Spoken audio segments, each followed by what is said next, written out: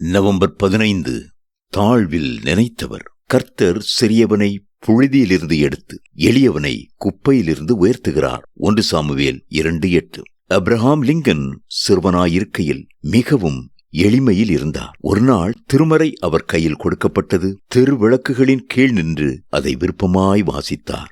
ஆடுகளை மேய்த்த தாவீதை அரசனாக்கின தேவன் தன்னையும் உயர்த்துவார் என்று நம்பினார். அப்படியே அவரை அமெரிக்கா நாட்டின் தலைவராக்கினவர் நம் தேவன்.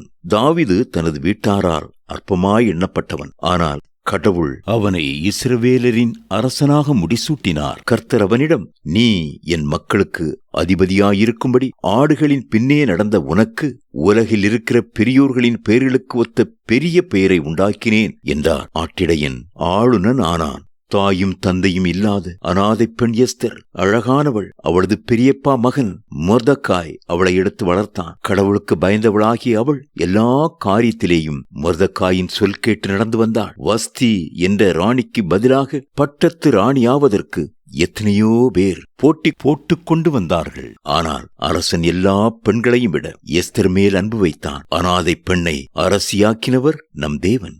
எரிச்சலால் சொந்த சகோதரரால் விலை பேசப்பட்ட யோசேப்பு அநியாயமாய் போத்திபாரின் மனைவியால் சிறைக்குள் தள்ளப்பட்டான். வேளை வந்தது, மேகங்கள் கலைந்தன, ஆசீர் மழை பொழிந்தது. சிறை கைதியும் அடிமையுமானவன் சிங்காசனத்திற்கு உயர்த்தப்பட்டது நம் தேவனாலே. அக்கிரமங்களிலும் பாவங்களிலும் செத்து கிடந்த நம்மை கடவுள் கிறிஸ்துவின் விலையேறப்பெற்ற இரத்தத்தால் மீட்டு நம்மிடம் அன்பு கூர்ந்து நம்மை அரசர்களும் ஆசாரியர்களும் ஆக்கினார். வெளிப்படுத்தின விசேஷம் 1:6.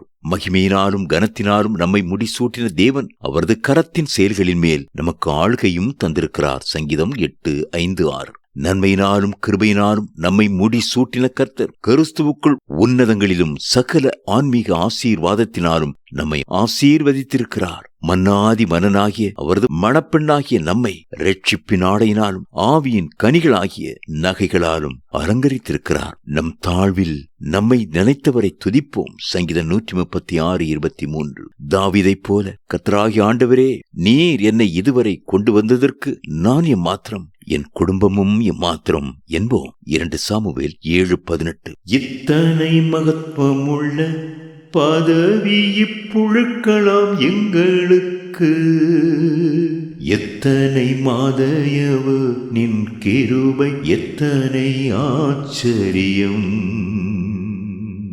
தி பெண்டகாஸ்டல் மிஷன்.